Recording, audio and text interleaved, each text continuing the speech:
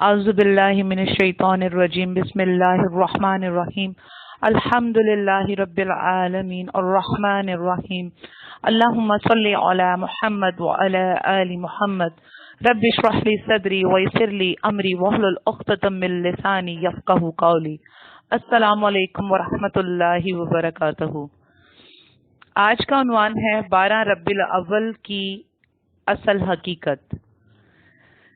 इस्लाम के महीने रब्बिल अव्वल का नाम सुनते ही आज हमारे जहनों में जो ख्याल आता है तो वो पहला ख्याल ये होता है कि इस महीने रब्बिल अव्वल की 12 तारीख को ईद आने वाली है, जिस पर हमने मिलाद मनाना है। और बाज लोग ये सोचते हैं कि क्या ये वाकई ईद मिलादुन नबी है और इसे मनाना दीन का हिस्सा या बाइसे सवाब है, या एक मुसलमान की नबी सल्लल्लाहु अलैहि वसल्लम से मोहब्बत या अकीदत के इजहार का जरिया है भी या नहीं। और ये सवाल भी उन्हीं लोगों के जहन में आता है जो हर बात पर गौर व फिक्र करने के आदी भी होते हैं। तो आज मेरा ये लेक्चर उन्हीं को फायदा दे सकता है जो दीन इस्लाम की और अपने मुसलमान होने की परवाह करते हैं, आखिरत पर कामिल यकीन रखते हैं कि हमने अपने हर अमल का हिसाब देना है। वही अच्छे मुसलमान हैं जो आखिरत की कामयाबी को मद्देनजर रखते हुए दुनिया में फूंक फूंक कर कदम उठाते हैं और अपने हर अमल का जायजा सिर्फ और सिर्फ कुरान और हदीस की रोशनी में लेते हैं। ये वो लोग हैं जो अपने बाप दादा और माशरे की बात को नहीं मानते, बल्कि अल्लाह की दी गई किताब का हुक्म मानना चाहते हैं, अल्लाह की दी गई अकल को इस्तेमाल में लाते हैं। इसी ज़मन में ईद मिलादुन नबी, जो कि हमारे मुआशरे में अब इतना फरोग पा चुका है, हकूमती सतह पर छुट्टी का देना, मुसलमानों के कुछ मसालिक का इसे धूमधाम से मनाना, इसकी मुबारकबाद देना, दरूद पढ़ने को तोहफा बनाकर लोगों को SMS करना, मिलाद की महफिलें सजाना, चरागा करना, जबकि उन मिलाद की महफिलों में ऐसा कुफ्र और शिर्क बका जाता है कि जमीन और आसमान पनाह मांगते होंगे। जैसे कि एक बहुत सी ऐसी तो नाते हैं, भर दे झोली मेरी या मोहम्मद अब ना जाऊंगा मैं यहाँ से खाली।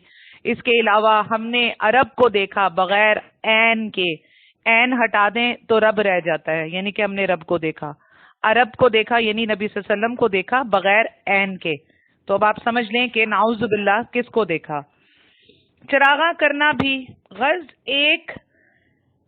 गर्ज ये कि एक आम मुसलमान को ये बावर करा दिया जाता है कि ये दीन का हिस्सा है, और जो इस महीने रब्बिल अव्वल में या 12 रब्बिल अव्वल को ऐसा कोई काम नहीं करेगा तो गोया उससे पहले तो वहाबी कहकर एक मसलक में डाल दिया जाता है, उसका मसलक वहाबी बना दिया जाता है, या उसे गुस्ताखे रसूल कहा जाता है, या गुमराही का मेडल उसके गले में डाल दिया जाता है।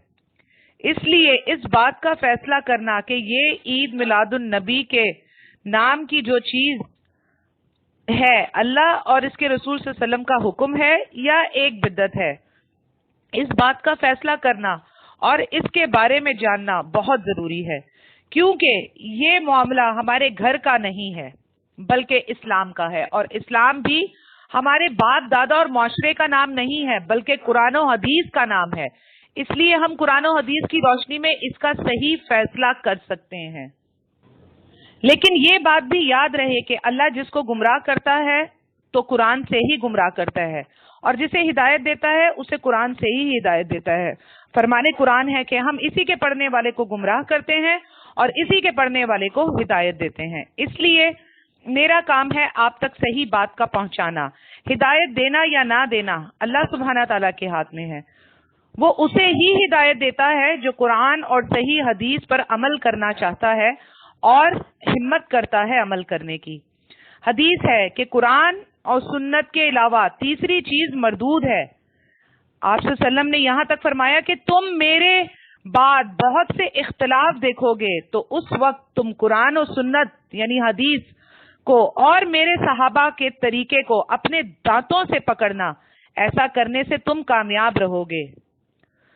اب ہم پہلے تو قرآن کی طرف چلتے ہیں کہ عید میلاد النبی کے بارے میں قرآن کیا فرماتا ہے۔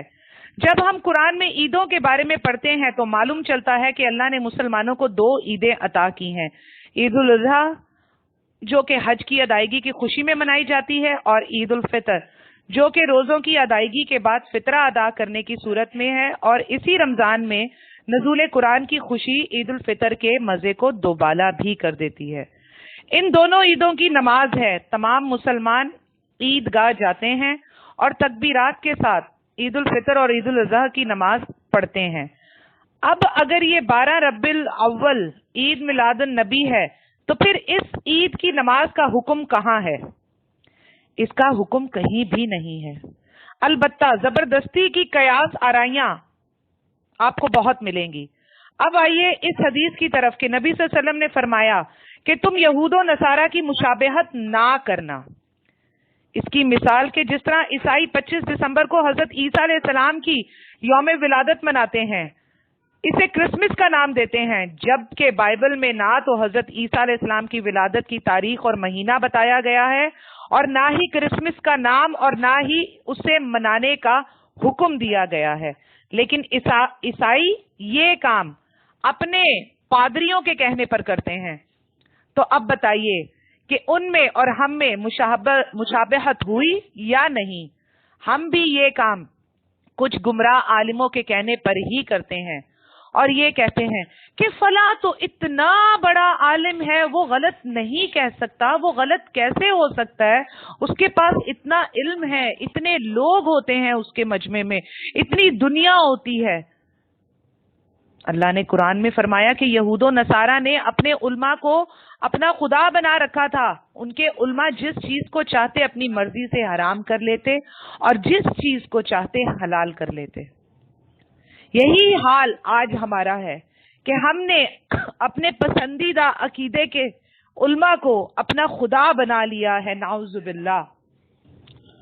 قرآن کریم سے تو صرف 2 عیدیں ہی ملتی ہیں، اور حدیث میں بھی انہی 2 عیدوں کو منانے کے احکامات ملتے ہیں، نہ کہ کسی تیسری عید کے۔ اب آتے ہیں اس بات کی طرف کہ اگر ہم نبی صلی اللہ علیہ وسلم کی یوم پیدائش کو معلوم کرنا چاہیں تو اللہ نے اسے کسی طور سے واضح ہی نہیں کیا۔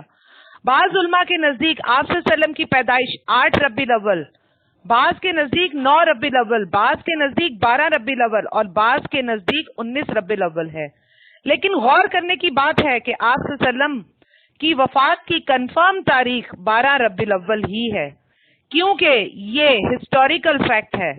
اس کا آسان فارمولا یہ ہے کہ جب نبی صلی اللہ علیہ وسلم پیدا ہوئے تو اس وقت قرآن بھی نازل نہیں ہوا تھا، اور نہ ہی کوئی مسلمان اس وقت نبی صلی اللہ علیہ وسلم کی پیدائش کو نوٹ کر کے لکھنے والا موجود تھا، کیونکہ اس وقت کوئی نہیں جانتا تھا کہ پیدا ہونے والا یہ بچہ ہی آخری نبی، آخری پیغمبر، آخری رسول محمد صلی اللہ علیہ وآلہ وسلم ہے۔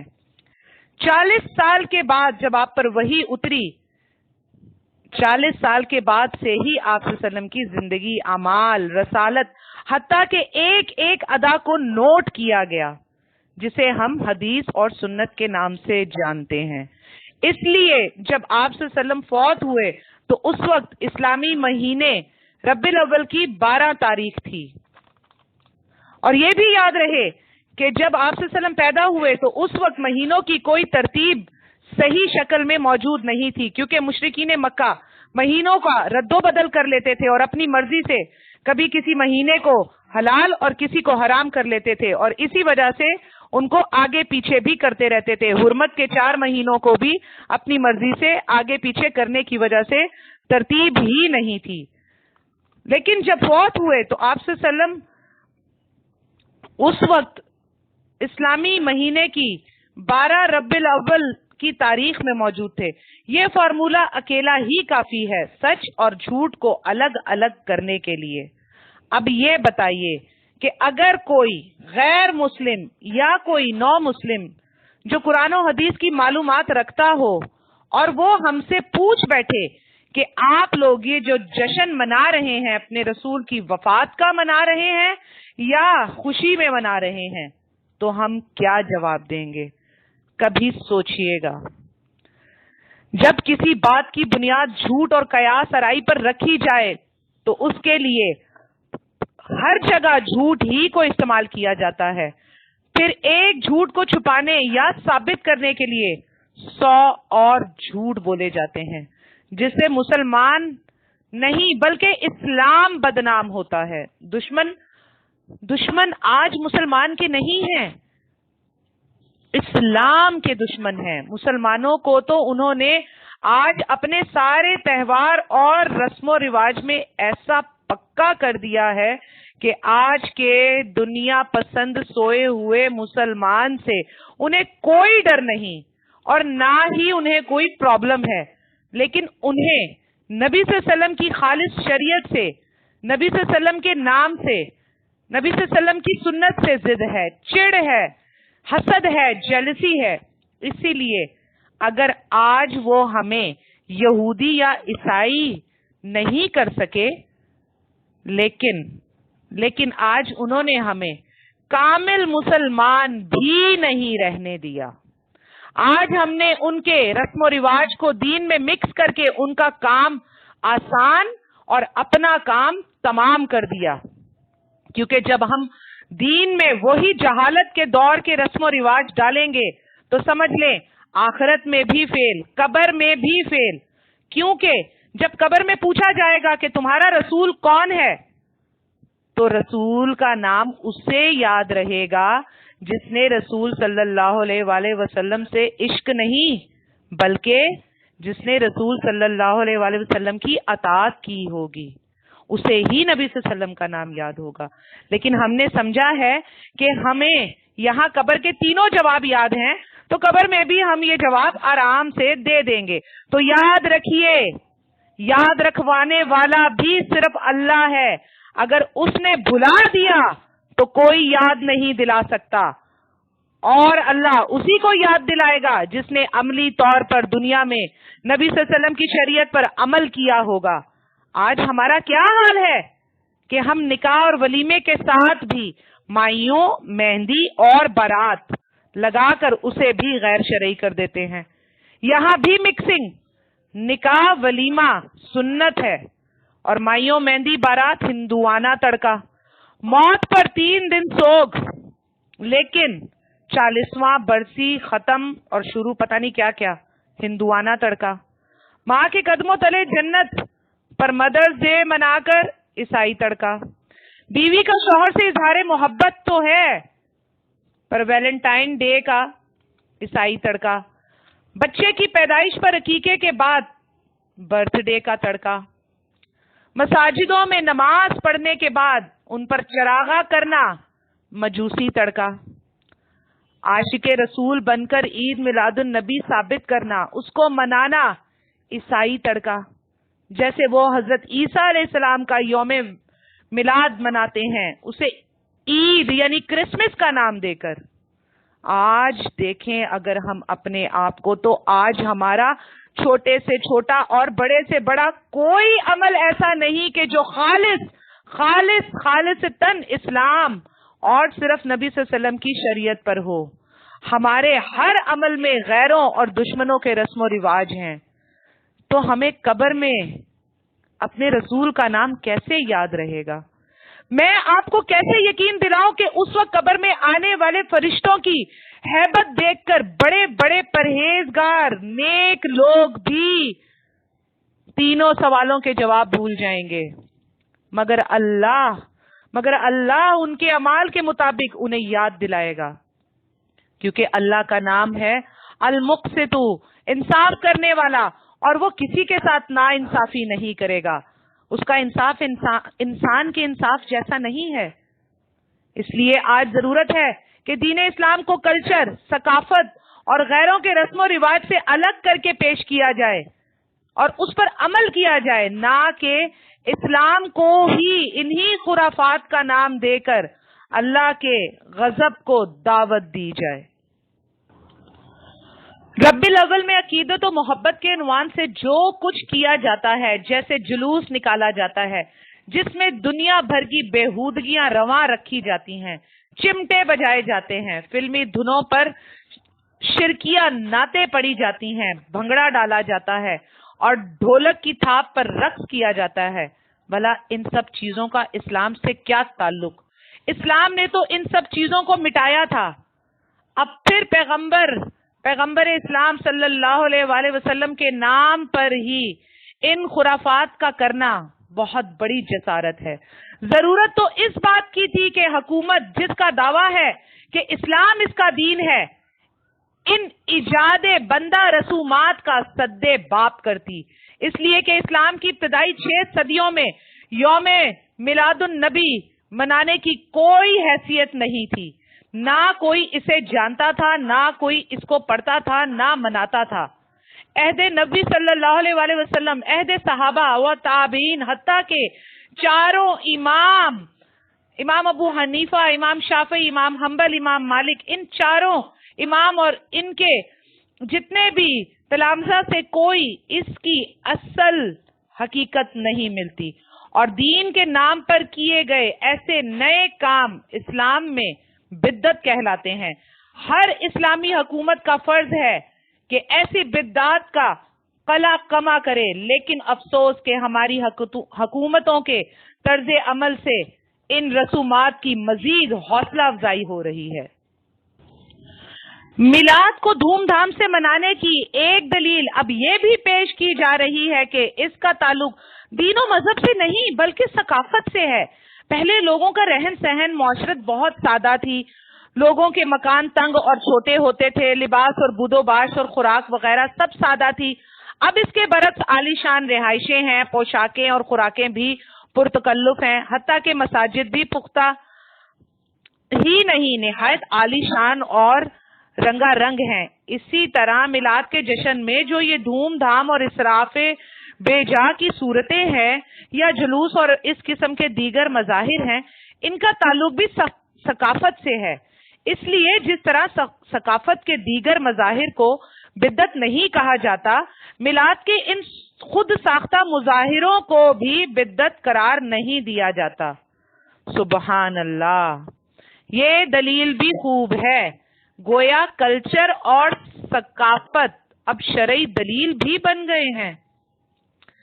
मुख्तलिफ इलाकों में जो अपने इलाकों के हिसाब से मुख्तलिफ किस्म के डांस राइज करते हैं, जैसे खटक डांस, लुड्डी, भंगड़ा वगैरह, ये भी सकाफती मजाहिर हैं। इनको भी दीन और शरीयत के नुक्ता नजर से देखने की जरूरत पड़ेगी क्या? तो फिर क्या इलाकाई सकाफत की वजह से इनका जवाब तस्लीम कर लेना चाहिए?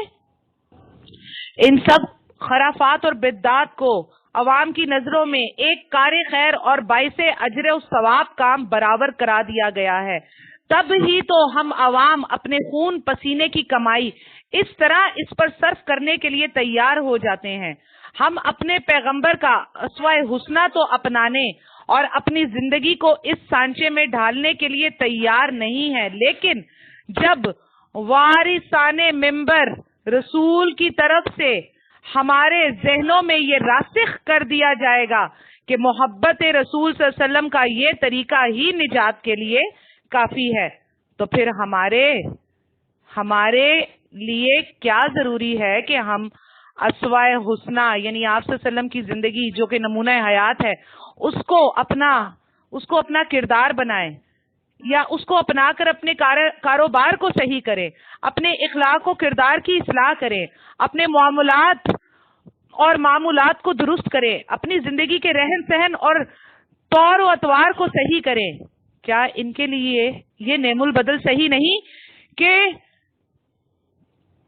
हम इन सारी खेखड़ों में पड़ने की बजाय मिलाद के मौके पर चरागा कर लें, या जुलूसे मिलाद में शिरकत कर लें, या मिलाद पढ़ लें, या करोड़ों और अरबों के इस इसराफ काम में अपना हिस्सा डाल दें और फिर सारा साल अस्वाए हुस्ना यानी कि सुन्नत पर अमल से बेनियाज रहकर अपनी मर्जी की मनमानियां करते फिरे। चुनाचा अवाम ने अपने मजहबी रहनुमाओं की शय पर یہی نعم البدل مستقل طور پر اختیار کر لیا ہے، اور ہم میلاد کے موقع پر نہایت ذوق و شوق سے اور بڑی بڑی دیدہ دلیری سے چراغا کرتے ہیں، اور اس بے فائدہ کام پر کروڑوں اور اربوں روپے ہر سال برباد کر دیتے ہیں۔ اسی طرح گمراہ عالم ایک حدیث کو بھی استعمال کرنے کی کوشش کرتے ہیں۔ وہ حدیث ہے کہ نبی صلی اللہ علیہ وسلم نے نبوت کے بعد اپنا عقیقہ کیا، تو ہمیں بھی اس سنت پر عمل کرتے ہوئے اس عظیم نعمت کے شکرانے کے طور پر اجتماعات منعقد کرنے اور انواع و اقسام کے کھانوں کا اہتمام کرنا چاہیے۔ اول تو یہ حدیث ثابت ہی نہیں ہے، اور محدثین کا کہنا ہے کہ یہ حدیث من گھڑت بلکہ ضعیف نہیں من گھڑت ہے، کیونکہ نبی صلی اللہ علیہ وسلم کا عقیقہ آپ صلی اللہ علیہ وسلم کے دادا عبد المطلب نے 7ویں دن کیا تھا۔ عقیقہ دوسری مرتبہ نہیں کیا جا سکتا، اور اگر یہ بات مان بھی لی جائے کہ عقیقہ نبی صلی اللہ علیہ وسلم نے اپنا بعد میں کیا، تو اس سے مراد نبی صلی اللہ علیہ وسلم کا امت کو تعلیم کا دینا تھا، نہ کہ اپنی ولادت کو خوشی کے دن کی وجہ سے منانے کا تھا۔ پھر کچھ گمراہ عالم اس بدعت کو سنت بنانے کے لیے قرآن کی ایک آیت کو بھی دلیل بنانے کی کوشش کرتے ہیں کہ نبی کریم صلی اللہ علیہ وآلہ وسلم کی پیدائش پر خوشی منانا تو قرآن کی روح سے مطلوب ہے۔ اللہ سبحانہ تعالیٰ فرماتے ہیں سورہ یونس آیت نمبر 58، جس کا ترجمہ ہے کہ کہہ دیجئے کہ اللہ کے فضل اور اس کی رحمت سے خوش ہو جاؤ۔ تو یہ لوگ اس آیت سے یہ دلیل دیتے ہیں کہ اللہ تعالیٰ نے رحمت سے خوش ہونے کا حکم دیا ہے، تو نبی کریم صلی اللہ علیہ وسلم سب سے بڑی رحمت ہیں، تو ہم کیوں نہ اس پر خوش ہوں، ہم کیوں نہ اس کی خوشی منائیں، کیونکہ اللہ تعالیٰ فرماتا ہے کہ ہم نے نبی صلی اللہ علیہ وسلم کو تمام جہانوں کے لیے رحمت بنا کر بھیجا۔ لیکن سب سے پہلے تو آپ یہ دیکھیے کہ جس آیت کو وہ دلیل بناتے ہیں سورہ یونس کی آیت نمبر 58، جس میں کہتے ہیں کہ کہہ دیجئے کہ اللہ کے فضل اور اس کی رحمت سے خوش ہو جاؤ، اگر اسی سورہ یونس کی آیت نمبر 58 کو پڑھنے سے پہلے آپ آیت نمبر 57 پڑھ لیں سورہ یونس کی، ایک آیت پیچھے سے آپ پڑھیں گے تو آپ کو پتا چلے گا کہ اس سے مراد کیا ہے۔ اب آیت نمبر 57 کا ترجمہ سنیے۔ 58 سے پہلے جو آ رہی ہے سورہ یونس کی، ترجمہ ہے کہ اے لوگوں، یقیناً تمہارے پاس تمہارے رب کی طرف سے نصیحت آ گئی ہے، اور یہ شفا ہے ان بیماریوں کے لیے جو سینوں میں ہے، اور مومنوں کے لیے ہدایت اور رحمت ہے۔ کہہ دیجئے یہ اللہ کے فضل اور اس کی رحمت سے نازل، اس کی رحمت ہے، لہذا لوگوں کو چاہیے کہ وہ اسی کے ساتھ خوش ہوں، یہ ان چیزوں سے بہتر ہے جو وہ جمع کرتے ہیں۔ ان آیات سے واضح طور پر معلوم ہوتا ہے کہ یہاں رحمت سے مراد قرآن مجید ہے۔ صحابہ کرام بھی اس سے قرآن اور اسلام ہی مراد لیتے تھے، جیسے کہ امام قرطبی رحمت اللہ علیہ کی تفسیر بیان کرتے ہوئے لکھتے ہیں کہ ابو سعید خدری اور ابن عباس رضی اللہ تعالی عنہم بیان کرتے ہیں کہ فضل اللہ ہی سے مراد اللہ کا فضل قرآن اور اس کی رحمت سے مراد اسلام ہے، کیونکہ نبی صلی اللہ علیہ وسلم کے بعد کے لوگوں کے لیے قرآن ہی تو نصیحت ہے، اور قرآن ہی قیامت تک نصیحت ہے۔ نبی صلی اللہ علیہ وسلم تو آج ہمارے ساتھ نہیں، لیکن قرآن ہماری حفاظت کے لیے، ہماری نصیحت کے لیے، ہمارے ساتھ رحمت کی شکل میں موجود ہے اور قیامت تک موجود رہے گا، جیسے کہ نبی صلی اللہ علیہ وسلم کی سنت بھی موجود ہے، الحمدللہ۔ لیکن پھر جب ان گمراہوں کی دال اس سے بھی نہیں گلتی تو پھر دوبارہ حدیث کا حربہ استعمال کرنے کی کوشش کرتے ہیں کہ ہاں یہ بدعت ہے، لیکن بدعت حسنہ ہے، اور بدعت حسنہ اچھی بدعت ہے، اس لیے اسے کیا جا سکتا ہے، اور اس کی مثال حضرت عمر فاروق رضی اللہ تعالیٰ عنہ کی خلافت میں تراویح پڑھانے سے دیتے ہیں کہ آپ صلی اللہ علیہ وآلہ وسلم کے بعد عمر فاروق رضی اللہ تعالیٰ عنہ نے تراویح پڑھانے کا حکم دیا. تو یاد رہے تراویح جسے قیام اللیل کہا جاتا ہے یہ نبی صلی اللہ علیہ وسلم کی سنت ہے. آپ صلی اللہ علیہ وسلم نے 2 سے 3 راتیں اسے پڑھایا اور امت کے مرد اور عورتوں نے آپ صلی اللہ علیہ وسلم کے پیچھے اس کو پڑھا, آپ صلی اللہ علیہ وسلم کی امامت میں اس کو پڑھا. لیکن آپ صلی اللہ علیہ وسلم اس خوف سے اسے جاری نہ رکھ پائے کہ اگر اسے باجماعت روزانہ پڑھانا شروع کر دیا تو یہ عمل کہیں میری امت پر فرض نہ ہو جائے, اور آپ صلی اللہ علیہ وسلم نے اسے رد کر دیا اور لوگوں کو حکم دیا کہ وہ اپنے اپنے گھروں میں قیام اللیل کریں. اور اسی عمل کو حضرت عمر فاروق رضی اللہ تعالیٰ عنہ نے اپنے دور میں دوبارہ زندہ کر دیا, کیونکہ لوگ رمضان کے آخری عشرے میں مسجد میں الگ الگ اور ٹولیوں کی شکل میں نوافل ادا کرتے تھے. تو حضرت عمر فاروق رضی اللہ تعالیٰ عنہ نے ان سب کو ایک امام کے پیچھے کھڑا کر دیا. تو یہ بدعت نہیں بلکہ رسول صلی اللہ علیہ وسلم ہی کی سنت تھی جسے حضرت عمر فاروق رضی اللہ تعالیٰ عنہ نے دوبارہ زندہ کیا. لیکن گمراہ عالموں نے بدعتوں کی بھی کیٹاگریز کر رکھی ہوئی ہیں. ایک بدعت حسنہ ہے اور دوسری بدعت سیئہ ہے. بدعت حسنہ اچھی بدعت ہے اور کی جا سکتی ہے, اور نمبر 2 بدعت سیئہ بری بدعت ہے, نہیں کرنی چاہیے.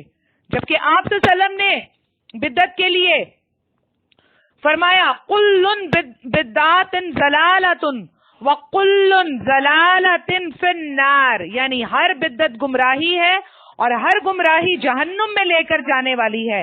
آپ صلی اللہ علیہ وسلم نے یہاں لفظ کل استعمال کیا ہے. کل یعنی ہر بدعت گمراہی ہے. اب چاہے وہ بدعت حسنہ بنا لیں یا بدعت سیئہ بنا لیں, سب کی سب گمراہی ہی ہے. آج ہمیں شارٹ کٹ چاہیے اور ایسا کوئی عمل ہو جسے ہم سال میں 1 دن یا 1 رات کریں اور 70 80 سال یا 100 سال کا ثواب 1 رات میں حاصل ہو جائے, جہنم سے بھی چھٹکارا مل جائے اور جنت کی بکنگ بھی ہو جائے. تو پھر اتنی جلدی یہ چیزیں تو بدعت سے ہی مل سکتی ہیں, وہ بھی صرف اسی دنیا میں, کیونکہ آخرت میں کامیابی کے لیے تو ساری زندگی کا عمل ہی تولا جائے گا, اور اس عمل میں سے بھی وہی عمل قبول ہوگا جو قرآن و سنت پر ہوگا. اگر عید میلاد النبی کے منانے اور مبارکباد دینے پر جنت واجب ہو جاتی تو صحابہ اکرام کو تو کسی تکلیف کا سامنا ہی نہ کرنا پڑتا. بس سال میں ہر اسلامی مہینے میں کبھی شب معراج کی رات, کبھی شب برات کی رات, کبھی عید میلاد النبی کے دن کافی تھا, جنت مل جاتی. کیا ضرورت تھی کہ اسلام کے لیے اپنی جانیں اور مال قربان کرتے. اللہ نے قرآن میں فرمایا کہ تم کیا سمجھتے ہو کہ تم جنت میں ایسے ہی داخل کر دیے جاؤ گے؟ میں ضرور تمہاری آزمائش کروں گا, پھلوں کی کمی سے, رزق کی کمی سے, بیماری سے, صحت سے, اولاد سے, مال سے. تو یاد رکھیے جنت قرآن و سنت پر عمل سے واجب ہوگی, نہ کہ ان بدعات سے جو سارا سال ہم لوگوں نے ہر اسلامی مہینے میں بنا کر رکھی ہیں, کبھی کنڈوں کے نام سے, کبھی برسیوں کے نام سے, کبھی شب معراج کی رات کو عبادت کے نام سے, کبھی شب برات میں پٹاخے پھاڑ کر چراغاں کر کے اس کو اسلام کے نام پر. ہم نے ہر سال میں ہر مہینے کی کوئی نہ کوئی بدعت تیار کر رکھی ہے, صرف کس لیے؟ شارٹ کٹ ماریں اور جنت کا راستہ پکڑ لیں.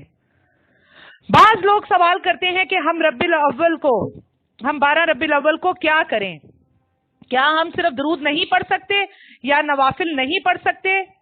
تو ان سب سے گزارش ہے کہ اس دن کی کوئی فضیلت ہی نہیں, یہ ایک عام دن ہے. جو عبادات آپ اور ہم روز مرہ کی روٹین میں کرتے ہیں وہی کرنی ہے, اس دن بھی وہی کیجئے, کیونکہ آپ صلی اللہ علیہ وآلہ وسلم نے فرمایا کہ عبادت چاہے کم کرو لیکن وہ کرو جو تم ہمیشہ کر سکتے ہو, کیونکہ جوش و خروش میں تم ایک عمل شروع کر دو گے, تم تو آوازار نہیں ہوگے, نہیں تھکو گے,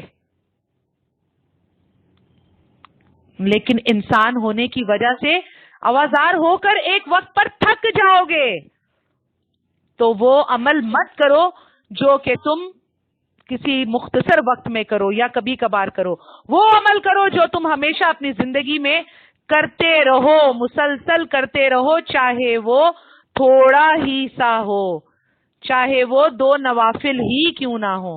اس لیے اس دن اگر جمعرات یا پیر آ رہا ہے تو روزہ رکھنا آپ صلی اللہ علیہ وسلم کی سنت ہے، وہ روزہ رکھا جا سکتا ہے، کیونکہ آپ صلی اللہ علیہ وسلم نے فرمایا کہ انسان کے اعمال ان 2 دنوں میں اللہ کے پاس پیش ہوتے ہیں۔ تو میں چاہتا ہوں کہ جب میرے اعمال اللہ کے پاس پیش ہوں تو میں روزے سے ہوں۔ تو جن لوگوں کی روٹین ہے کہ وہ جمعرات اور پیر کا روزہ آپ صلی اللہ علیہ وسلم کی سنت کے مطابق رکھتے ہیں، تو وہ 12 ربیع الاول کے ان دنوں کے آنے پر بھی روزہ رکھ سکتے ہیں، لیکن نبی صلی اللہ علیہ وسلم کی سنت اور اپنی روٹین کے مطابق، 12 ربیع الاول کے مطابق نہیں۔ اس دن کی نیاز بھی اللہ کے نام کی نیاز نہیں ہوگی، بلکہ وہ نیاز بھی 12 ربیع الاول کی نیت اور دن کو مخصوص کرنے کی وجہ سے غیر اللہ کے لیے ہوگی، کیونکہ قرآن کا فرمان ہے سورہ مائدہ آیت نمبر 3، اور وہ کھانا حرام ہے جو غیر اللہ کے نام کا ہو، اور وہ کھانا بھی حرام ہے جس پر اللہ کے نام کے ساتھ کسی غیر اللہ کا نام پکارا گیا ہو۔ اس لیے فکر کیجئے، اللہ کی کسی مخلوق کی کسی بھی چیز کو اللہ کے ساتھ ملا جلا کر پیش کرنے والا کھانا نیاز نہیں بلکہ حرام ہے۔ اللہ کے نام کی نیاز کرنے کے لیے اسی کی مخلوق پیغمبروں اور ولیوں کی ولادت یا وفات کے دن کی کوئی ضرورت نہیں ہے۔ نیاز عبادت کی قسم ہے، اور عبادت صرف اور صرف اکیلے اللہ ہی کی ہے۔ اسی طرح بعض لوگ سوال کرتے ہیں کہ اس دن کا کوئی ایک عمل تو ہوگا، وہی بتا دیجئے۔ تو ان سب سے بھی یہی گزارش ہے کہ یہ دن 12 ربیع الاول ہمارے پیارے نبی حضرت محمد صلی اللہ علیہ وآلہ وسلم کی وفات کا دن ہے۔ اس دن ہم سب اپنے رب سے وعدہ کریں کہ ہم اپنے پیارے رسول حضرت محمد صلی اللہ علیہ وآلہ وسلم کے نقش قدم پر چلیں گے، اور اپنے رسول صلی اللہ علیہ وسلم کے مشن کو جہاں تک ممکن ہو پہنچائیں گے، اور بدعات کو ختم کرنے اور نبی صلی اللہ علیہ وآلہ وسلم کی سنتوں کو زندہ کرنے کی جد و جہد میں صرف کریں گے۔ اور آپ صلی اللہ علیہ وسلم کا مشن ہے لا الہ الا اللہ محمد الرسول اللہ۔ اس مشن کو آگے بڑھائیں، یہی ہمارا فرض ہے آج کے اس لیکچر میں بتانے کا اور 12 ربیع الاول والے دن سوچنے کا۔ وآخر دعوانا ان الحمد للہ رب العالمین۔ السلام علیکم ورحمۃ اللہ وبرکاتہ۔